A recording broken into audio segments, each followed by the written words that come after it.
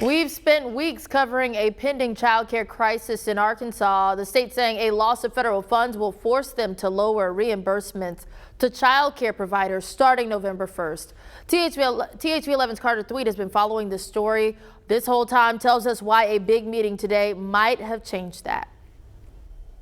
That's right, Faith. I told you earlier this week about how an emergency task force of child care providers and lawmakers came up with a solution they said could save child care. And today, the Arkansas Early Childhood Commission is saying they approve of the ideas, but this story isn't over yet.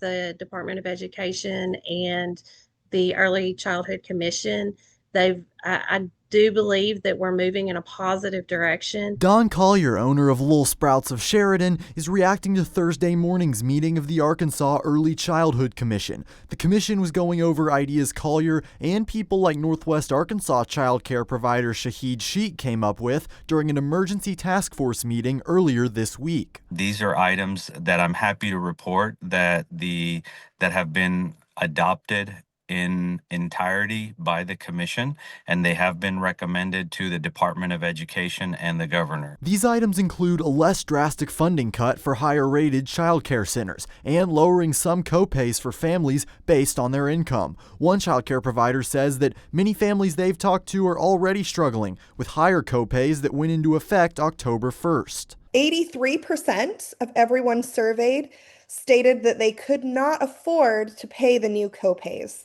that the new co-pays were too far out of reach for them, 83%. The commission decided to recommend the new rates to Governor Sanders and Secretary of Education Jacob Oliva, and recommend the lower co-pays as well, but continue to do more research in that area. The Department of Ed will now have 2 days to decide if they want to make the adjustments before the cuts would go into effect November 1st. We're hopeful, and we're kind of on pins and needles waiting for tomorrow for an actual announcement to come out to if they actually make changes. Our immediate call to action is to urge Governor Sanders and Secretary Oliva to move forward with those proposals as the commission has asked for them to be done.